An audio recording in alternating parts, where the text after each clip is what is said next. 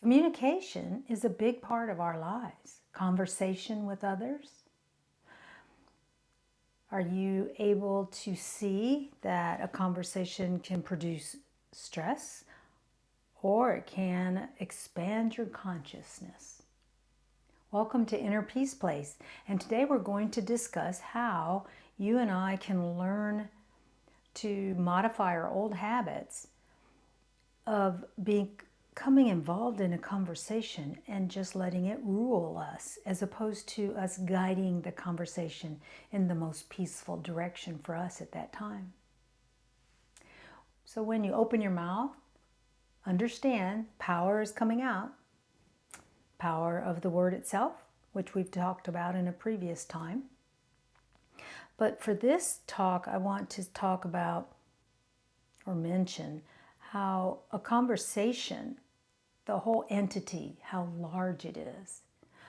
A conversation with a group of people or another person can be influenced by demeanor, by old habits, by previous interactions with that individual. So there's a gamut of ways for these conversations to be influenced.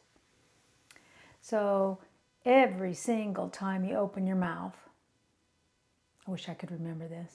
Every time you open your mouth, you have an opportunity to expand consciousness, to have peace and joy come out of your mouth, or aggression. And it is a choice, moment to moment to moment.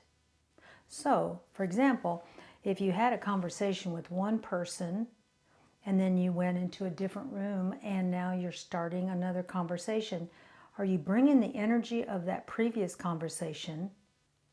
Let's assume it was downward spiral, not so happy. Are you bringing that into the conversation you're about to have? If you are, you're not in the moment, because that's gone. And you want to be very careful about the habit of harboring energies that are downward spiral and involving them in another conversation that has nothing to do with the previous one. So what we can do is say, understand that our conversations are opportunities for expansion. And if you think about it, that's the only reason to have one. Really. You and I start a conversation with someone, we're going to learn, hopefully, something. We're going to become aware of something we were not aware of. If the conversation was started just to hear ourselves talk out loud, then the other person will be receiving dead information. In other words, there was no enthusiasm. There was no reason for the conversation. So that's one of the primary goals of this, is that if your personality self has the habit of engaging in conversation that has no end game, it's just to spend time, it's just to be heard, then perhaps you should rethink that. Relationship building is another reason to have a conversation. So you may say, I am relationship building by having this conversation with this individual. But look at it. And if you can't look at it in the moment because your skill set may be not able to do that, you can think back to a previous conversation you had and say, all right, so did they hear me? Was it really something that was helpful for them or myself? Was I listening? That is the biggest part right there. Give and take. Did you listen to see what the other individual was saying? Or were you thinking about what your next sentence was going to be in that conversation, and you really weren't involved? You were so focused on providing information that you were not absorbing the conversation, absorbing the energy exchange between two individuals or a group of people.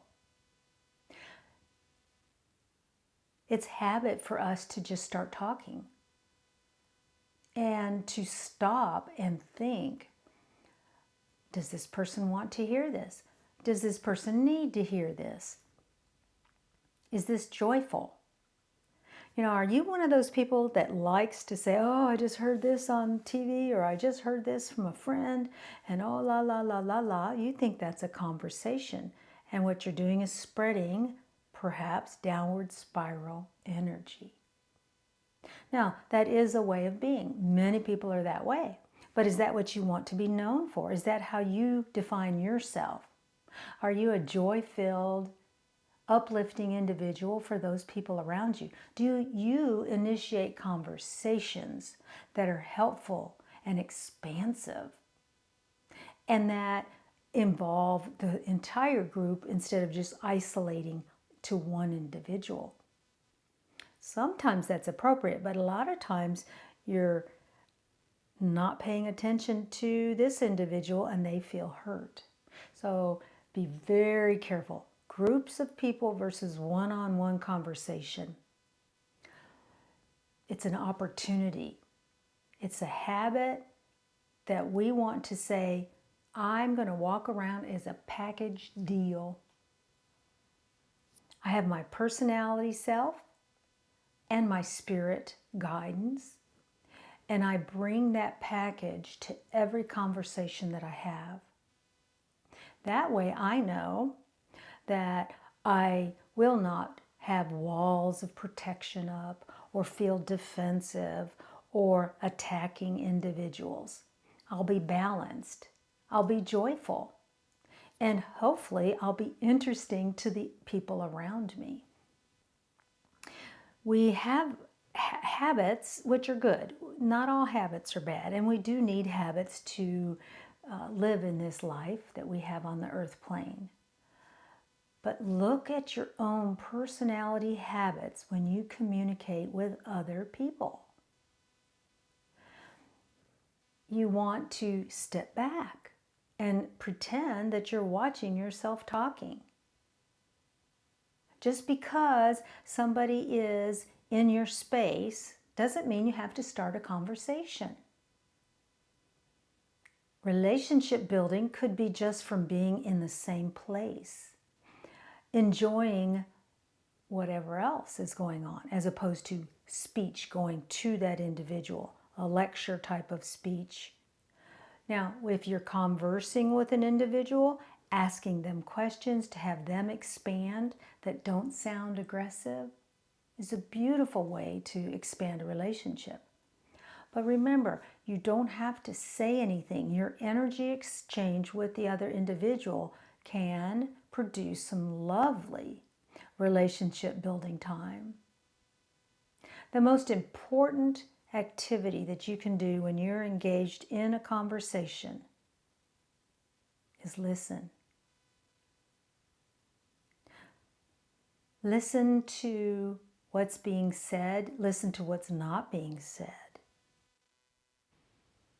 And in that listening state, your connection with the all that is more powerful. And perhaps guidance can come to you, offering you ideas to enhance the conversation in an upward flowing manner.